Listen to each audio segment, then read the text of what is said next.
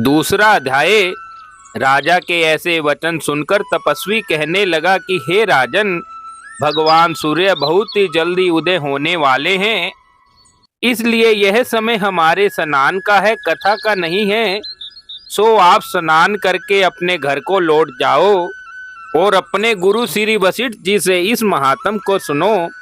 इतना कहकर तपस्वी सरोवर में स्नान के लिए चले गए और राजा भी विधि पूर्वक सरोवर में स्नान करने के पश्चात अपने राज्य को लौट आया और अपने निवास में जाकर तपस्वी की सब कथा रानी को कह सुनाई। तब सूत जी कहने लगे कि महाराज, राजा ने अपने गुरु वशिष्ठ जी से क्या प्रश्न किया और उन्होंने उसका क्या उत्तर दिया, इसके बारे में वर्णन कीजिए।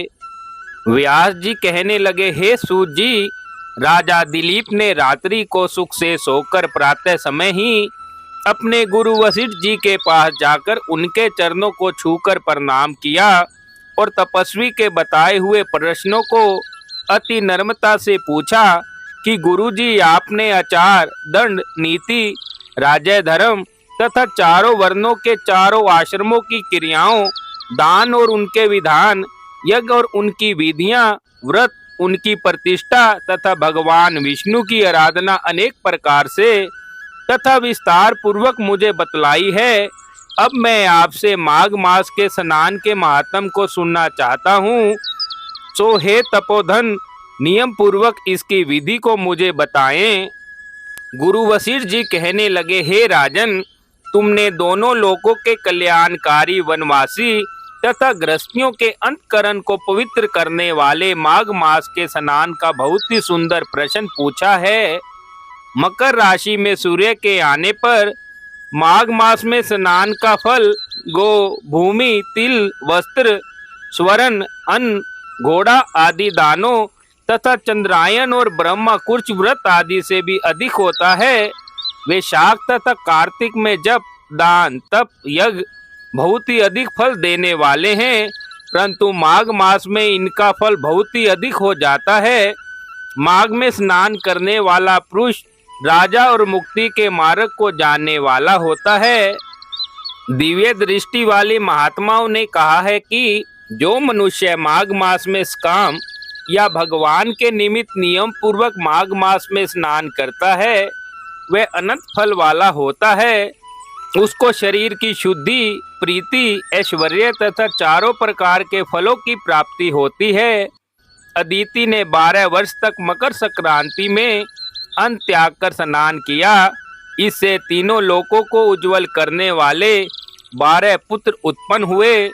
माघ में स्नान करने से ही रोहिणी, शुभगा, अरुंधति दानशीलता हुई और इंद्राणी के समान रूपवती होकर प्रसिद्धि प्राप्त की। जो माघ मास में स्नान करते हैं तथा देवताओं के पूजन में तत्पर रहते हैं, उनको सुंदर स्थान, हाथी और घोड़ों की सवारी तथा दान को द्रव्य प्राप्त होता है। अतिथियों से उनका घर भरा रहता है। उनके घर में सदा वे ध्वनि होती रहती है। वह मनुष्य धन्य हैं जो माघ मास में स्नान करते हैं, दान देते हैं तथा व्रत और नियमों का पालन करते हैं। दूसरों के पुण्य के क्षीण होने से मनुष्य स्वर्ग से वापिस आ जाता है, परंतु जो मनुष्य माघ मास में स्नान करता है वह कभी स्वर्ग से वापिस नहीं आता। इससे बढ़कर कोई भी नियम, तप, दान पवित्र और पाप नाशक नहीं है। भृगु जी ने मणि पर्वत पर विद्याधरों को यह सुनाया था। तब राजा ने कहा कि ब्राह्मण भृगु ऋषि ने कब मणि पर्वत पर विद्याधरों को उपदेश दिया, तो इसके बारे में बताएं। ऋषि जी कहने लगे, हे राजन, एक समय 12 वर्ष तक वर्षा न होने के कारण, सब प्रजा क्षीण होने के कारण संसार में बड़ी ही उद्विग्नता फैल गई। हिमाचल और विंध्याचल पर्वत के मध्य का देश निर्जन हो जाने के कारण श्राद्ध, तप तथा स्वाध्याय सब कुछ छूट गए। सारा लोक विपत्ति में फंसकर प्रजाहीन हो गया। सारा भूमंडल फल और अन्न से रहित हो गया। तब विंध्याचल से नीचे बहती हुई नदी के सुंदर वृक्षों से आच्छादित अपने आश्रम से निकलकर श्री भृगु ऋषि अपने शिष्यों के साथ हिमाचल पर्वत पर गए। इस पर्वत की चोटी नीली और नीचे का हिस्सा सुनहरी होने के कारण सारा पर्वत पीतांबरधारी श्री भगवान के समान लगता था। पर्वत के बीच का भाग नीला और बीच बीच में कहीं कहीं सफेद स्फटिक होने से तारों से युक्त आकाश जैसी शोभा प्राप्त हो रही थी। रात्रि के समय वह पर्वत दीपकों की तरह चमकती हुई दिव्य औषधियों से पूरित किसी महल की शोभा को प्राप्त होता था। वह पर्वत शिखाओं तथा बांसुरी बजाती हुई, सुंदर गीत गाती हुई, किन्नरियों तथा केलों के पत्तों की पताकाओं से अत्यंत शोभा को प्राप्त हो रहा था। यह पर्वत नीलम, पन्ना, पुखरात तथा इसकी चोटी से निकलती हुई रंग बिरंगी किरणों से इंद्रधनुष के समान प्रतीत हो रहा था।